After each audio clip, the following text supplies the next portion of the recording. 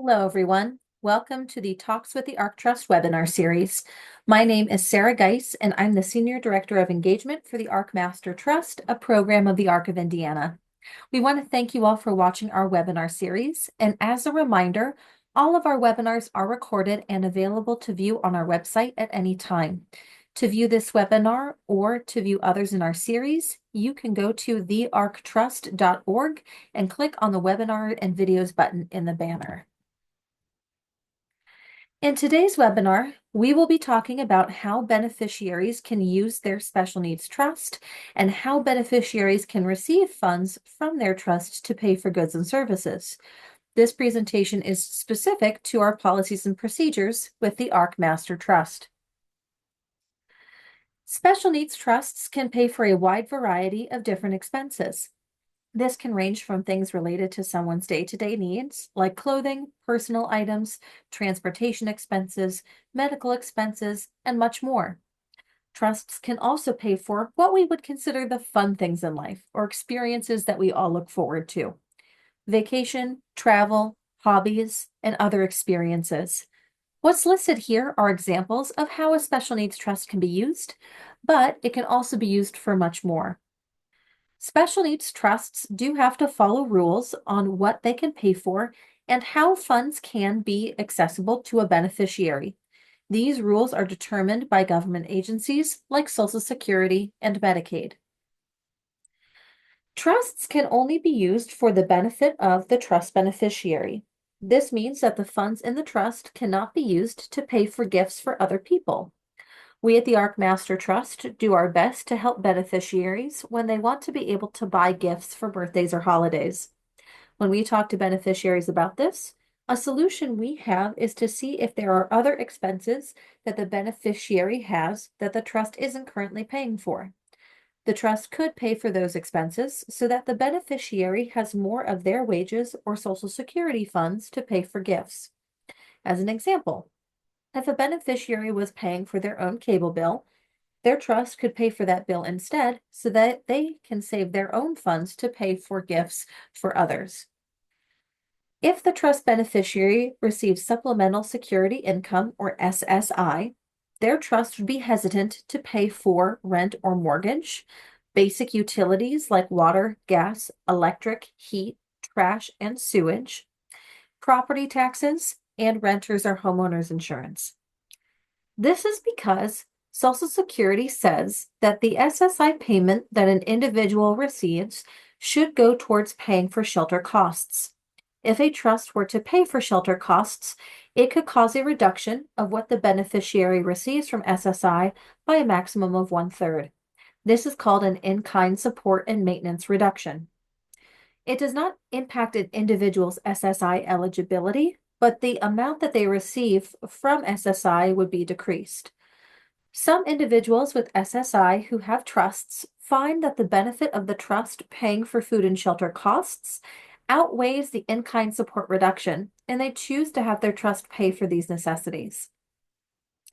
For most beneficiaries, a trust is not able to give beneficiaries funds directly from their trust. This means that a beneficiary wouldn't be able to get cash from their trust at an ATM, and a trust would not be able to write them a check that they could go cash. If a trust did this, then those benefits would consider that payment from the trust as income. There are workarounds to this. For example, a trust could write a check to a trusted person of that beneficiary. That trusted person could cash the check, and that trusted person could give the funds to the beneficiary. At the ARC Trust, we call those trusted individuals key people. Some trusts, like the ARC Master Trust, can also use a prepaid debit card option for their beneficiaries. The debit card can have funds from the trust loaded onto the card, and the card can be used out at stores like any other debit card, and this would be something in the beneficiary's possession. There are times, depending on the situation and benefits that the beneficiary is receiving, that the trust could provide funds directly to a beneficiary. We would recommend talking to someone about your specific situation to see if this would apply to you. Like I mentioned in the last slide, the ARC Trust utilizes key people to help beneficiaries access their trust. Key people are individuals that are authorized to contact the ARC Trust on behalf of a beneficiary. A trust can have as many key people as needed, and these individuals can change over time. Beneficiaries can also be their own key people. Key people can help beneficiaries make requests for their trusts to pay for goods and services, can receive information about the account balance, and have access to our online portal to view the trust information. When a beneficiary wants to use their trust to pay for goods and services, we call that a disbursement. There is a process that the beneficiary or key people need to follow to make the request for disbursement. We strive to make this as simple as possible. We have a personalized trust portal that we call InTrust, where beneficiaries and key people can log on, see the account balance, and make requests for disbursement. On this site, you can fill out the disbursement request form, and it will be sent directly to your trust account manager. You can also reach out to your account manager directly via phone, email, or fax to send that disbursement.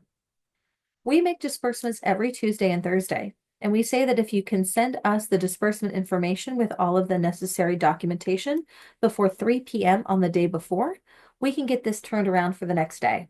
So for example, if you send us a request for payment on Monday at 2 p.m., we can get this payment sent out the next day. Here's a screenshot of the disbursement form that we have on our portal website InTrust. You can see that it's pretty straightforward. What we're looking for is information on where to send the payment, the amount requested, and who to make that payment to. So what kind of payments can be made? Well, when a beneficiary or key person sends us a request, we're typically making a payment in one of these ways. The first option is making a payment directly to the business where the beneficiary is making a purchase. This can include recurring payments for utilities, rent, memberships, or other expenses. When we receive these bills in our office, the account manager will process the disbursement and send the payment directly to the business on behalf of the beneficiary. For recurring payments, some beneficiaries choose to change the mailing address of the bill to our office. This way, they don't have to worry about remembering to send the bill for payment. Since it's already coming to us, when we receive the bill, we will start the process of getting the payment sent out. And that's one fewer thing for the beneficiary to worry about. We can also pay for online orders. If a beneficiary or key person does want to purchase something online, they can send us the link to that online website where they found that item, or they can build a cart of the items they want to purchase and send that information to their account manager. The account manager will make the payment for those items and have them shipped to the beneficiary. As I mentioned in the earlier slide, depending on the benefit that someone has, we can't send them funds directly, but there are other things that we can do instead. One example is that we can send a check to a key person for funds. The key person can cash the check and give those funds to the beneficiary. What we would need back from either the key person or the beneficiary are the receipts from the purchases that they made with the funds that were given to them. This allows the beneficiary to have cash from their trust in a way that will not impact their benefits. Key people can also be reimbursed for payments they make to beneficiaries, provided that they give us the receipts or documentation that shows what was purchased. Beneficiaries can also utilize a TrueLink card.